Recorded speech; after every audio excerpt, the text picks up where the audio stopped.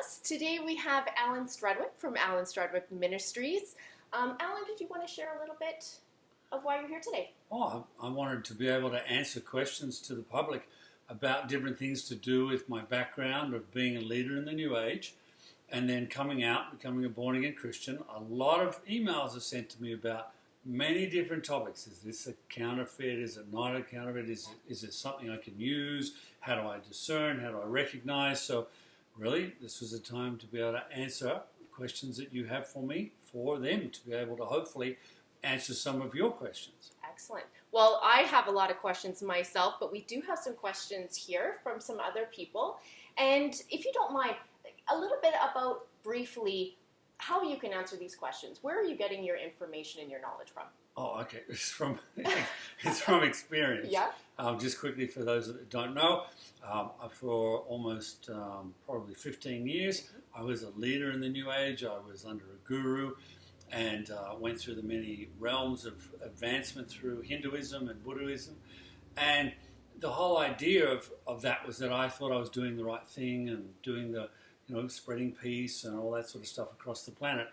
But in fact, over a period of time, I realized that that wasn't working. I was actually deceived. And I ended up searching for something different and found Jesus, had an open vision with Jesus and God, which was a whole nother story, which is actually in my book, if anyone wants to go there to it. But basically, I have lived on the enemy's camp, working for him under deception, and then became a Christian and started working in a ministry to help people understand the truth about the gospel, the truth about God, and the deception of the enemy. Absolutely. And I would encourage everybody, check out Alan's testimony. It's an amazing testimony. He was groomed to be a New Age leader, so it's quite interesting, and he does have a wealth of knowledge to be able to answer my questions and your guys's. So let's go ahead and start. It's amazing that we can look on Facebook, on TikTok, anywhere, and, there's psychics coming up, telling me my future, and really, I think we've lost an understanding of, is this harmful? Is this not harmful? Is it just kind of some fun things to do? But I have some questions. How does that really affect our spiritual life? So when I'm looking through Facebook or TikTok and a psychic pops up, tell me, what impact will that have in my life? That's a lot. That's a lot? Okay. A lot to answer, but let me try and put it this way, and then maybe we get specific on some of the other things from that. But there's a lot of stuff out there that is actually deception or counterfeits. It's probably the best way of putting it. Yeah. And there's also a lot of truth. And in Christianity, in the Bible, there's a lot of truth on certain things that are very supernatural. And God is a very supernatural God. But at the same time, the enemy comes in and uses his counterfeits, which still are supernatural and can still affect us. But the difference is that the things that God gives us is for an abundant life and for a victorious life. Because life has problems in it and troubles in it and temptations. But the enemy will bring across spiritual things such as psychic or horoscopes or other things that are very spiritual that actually are going to be harmful to our life, though sometimes we're not aware of that. And that's part of why I'm wanting to do this with you, is that to try and expose or at least discern some of the things that are out there. So let's look at psychics. Yeah. Basically, when I was in the New Age and as a leader, I was regarded as a well-known psychic for people to ask questions to it. Now, this was the difference. So I'm telling you from when I did do it to not doing it and then following God. Because the truth, well, first, psychic is a counterfeit of prophetic words and words of knowledge that the Bible talks about. So it's a supernatural wisdom that's given by God to be able to speak into someone's life, help them about their future, help them about the situation they're in now. But it's an encouraging word, it's an equipping word, and it's a word that brings peace and joy in the sense of that. So that's a prophetic or a word of knowledge. But the enemy brings along psychics. Now, when I was a psychic, it's very different. When I'm under God, God brings it. When I was in the New Age, psychic was that I had spiritual guides that lived in me and around me, and they would tell me the wisdom. Or I would have to go through processes to try and gather that wisdom. after years of studying, after I became a Christian, psychics basically, and I know this firsthand experience, are actually what the Bible calls demonic angels, demons, the fallen angels, speaking to you to bring knowledge. Now, sometimes it's truth. Demons sometimes will bring truth about your life so that they can then deceive you in other things that are not true and guide you in a certain way. And as I said, I was quite guilty of doing that for many years in the New Age. And I think that's kind of what hooks us in, is that there is that bit of truth in there, and the enemy comes in to pervert it, right? Exactly. So do these psychics have a God-given gift? And is it just a matter of them, for a lack of to sum it up and make it easier, are they just getting the information from the wrong side? Is that definitely? It actually is that simple. Yeah. They're getting information from not God, but from the other side. And on top of that, they are getting information from a spiritual realm. And the Bible talks about it as being the second heaven, where the principalities are, where there's powers that are there. And that's where they're receiving that information. So it's not from the third heaven, which is God and heaven and where his angels live. It's from what the Bible talks about as fallen angels. But when given it can, as I said, you agreed, it can have truth in it. But that's why some people accept it, is because of that truth, without then discerning. Because the Bible does talk about we have to there are spirits, and we need to discern, are they from God or are they from Satan? And the Bible tells us how to do that. Yeah, excellent. Amazing. Okay, so let's switch a similar topic. Now, crystals, they're very popular. People have them around their necks, rings, you can go buy them, and for healing in certain areas. Now, are crystals inherently bad? Are they witchcraft? All right, I'm going to answer that in a twofold here. Okay. First of all, God created things in this. He created the earth. So anything that's a gem, or anything that's a piece of rock, or anything that's a pretty piece of rock, or whatever that might be, God created it. Okay, He created the earth. But again, as we said before, the enemy wants to pervert things that are of God. So there's no purity in it. Now, I'm going to answer this in this way.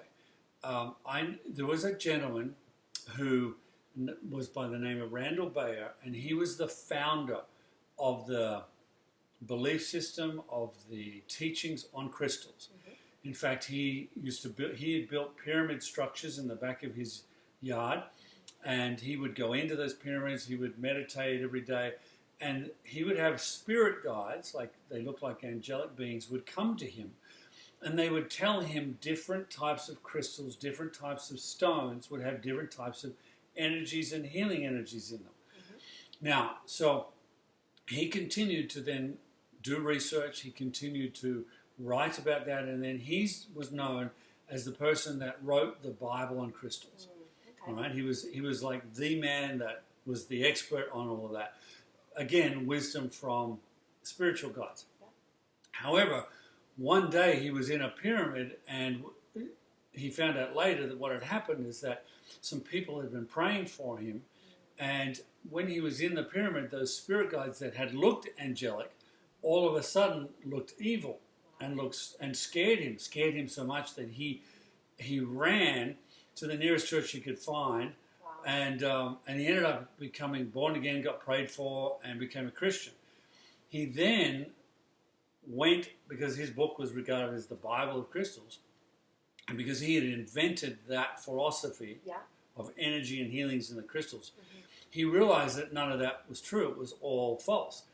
So he then wrote a disclaimer, if that's the right thing, that they could put in that book, because he wanted the book removed, but the publishers owned it. So he couldn't do it. So he ended up writing a disclaimer that was put in the book, and it still exists today in the Book of Crystals, a disclaimer where he says that none of it was true. It was all false, and it was all given by demonic spirits to deceive people.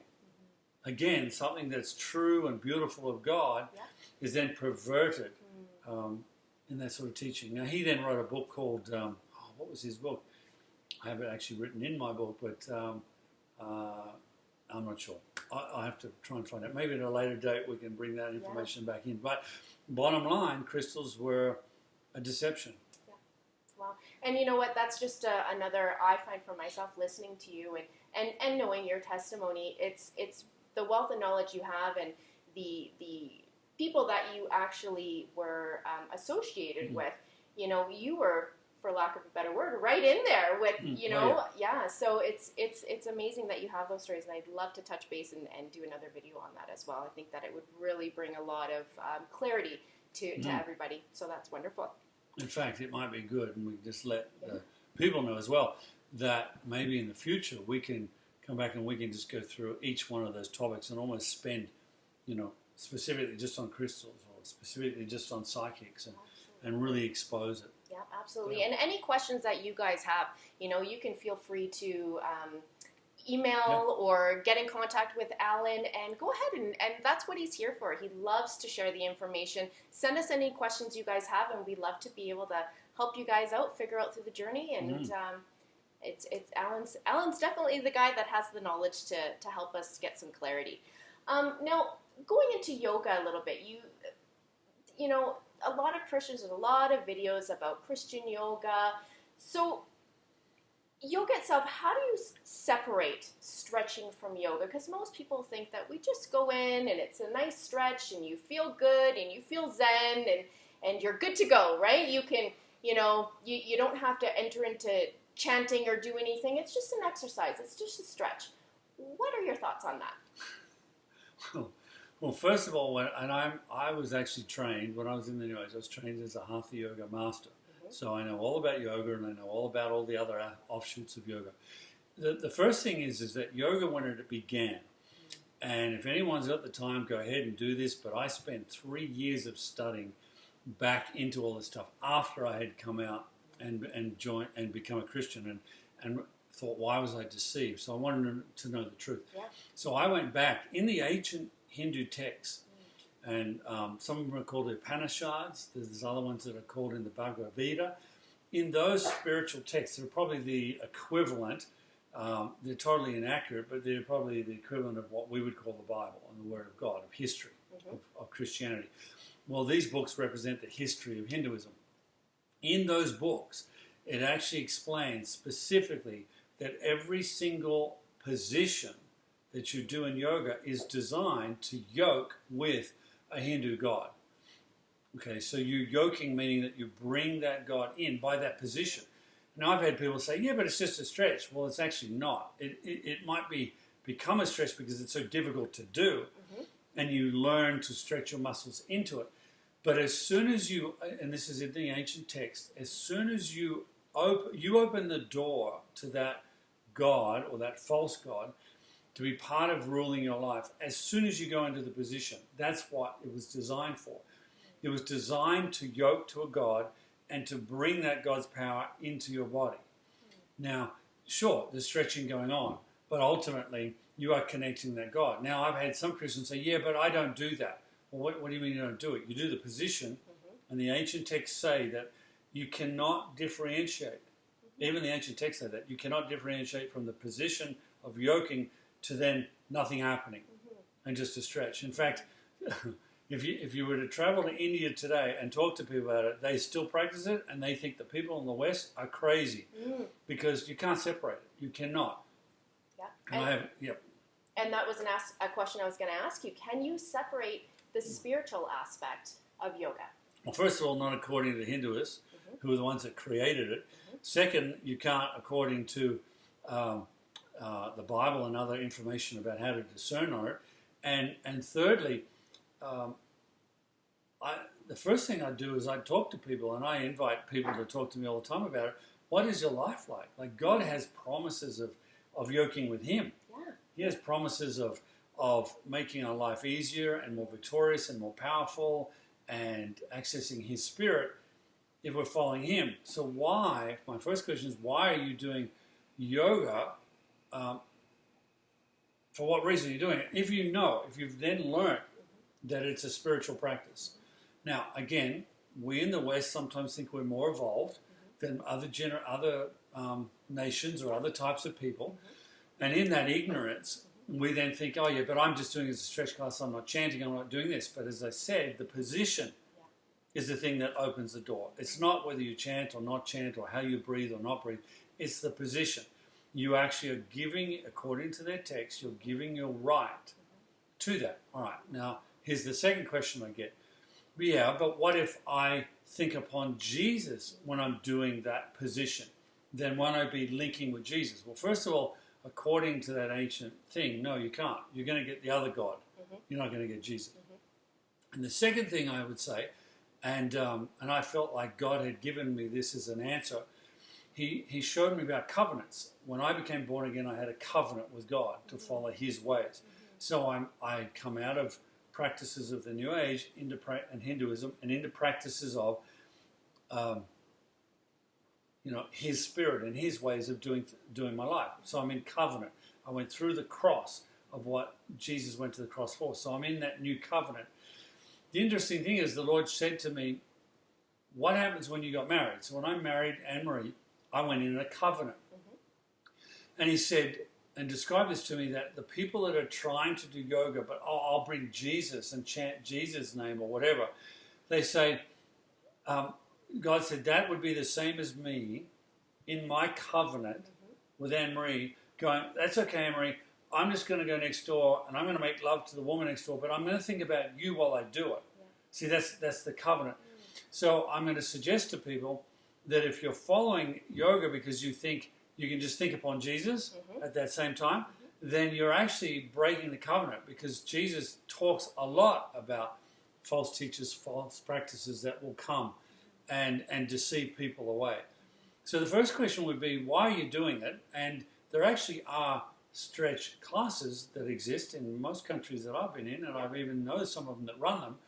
They're just actually stretches. They're completely different positions of stretching different muscles. They're not yoga positions. But ultimately, it's up to the individual to decide what they want to do. That's right. But my first question would be, why are you doing it when you don't need to? And especially if you know there's a demonic thing behind it of a different God.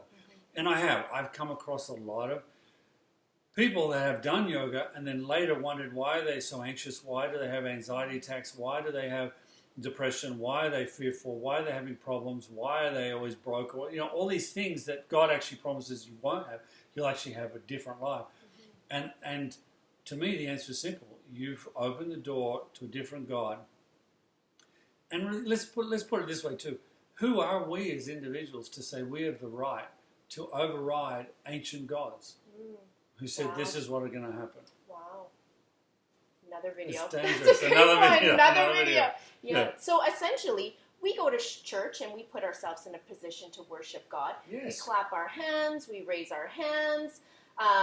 We lay prostrate. We do also to put us in a position of worship to God. And essentially, those yoga poses are worship. Exactly. You're doing the same thing, but to another God. Perfect way of putting it. Exactly.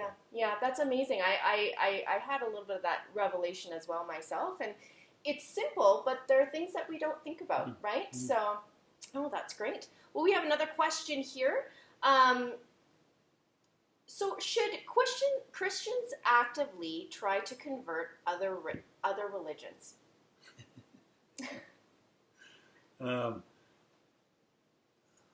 Let me put it in a couple of ways here. One, I don't think Christianity for me anyway is a religion, though it's regarded as a religion in the world. I think we should actively live a life as a Christian, but according to the way God gets us to live. Because, first of all, my experience, I lived a different life, thinking I was doing the right thing, but I actually wasn't. And when my eyes were open to it, I realized it was a lot of evil. And that's what I was living. So when I came across to Jesus, I needed to find out, is He truly the God that He said He is? So for me, it's not, I don't think I want to actively convert, but I want to actively show Jesus. I want to actively, I haven't met too many people like me that have actually been that high up in the New Age. Like, we might get to this on another video, but secret meetings that I was in, very high up, about how to change the world. And then at the same time, then becoming a minister for God and learning how to do that. I want people to see who Jesus really is. not because I did research, Yep. but because I lived this life under the enemy, and now I live this life under Jesus. And they are black and white, chalk and cheese. They just are. And I've had that unfortunate privilege of living both sides and even working for two different gods, and with the outcome. So I want to actively show people Jesus. Actively want to show how amazing he is, how good he is, how loving he is, how forgiving he is, and how powerful life can be with him, and how freeing life is. Plus, I got a free gift of grace. I was against Jesus. I pulled Christians away from Jesus. I hated Jesus. I spoke against him. But he still loved me enough that he came and rescued me out of that deception. I didn't deserve any of that, but he gave me the grace that I didn't deserve. So I want to actively show people Jesus, and ultimately I would want them to, from me showing them, I would ultimately want people, don't I see convert, that's the word that you would use, into a lifestyle under Jesus as Lord that is fairy tale. It's heavenly for me. I know some people think, oh, no, it's not. Well, it is for me. Yeah, Sorry. yes. I'm not going to apologize. It's fantastic. It Absolutely. just is. I would agree. Yeah.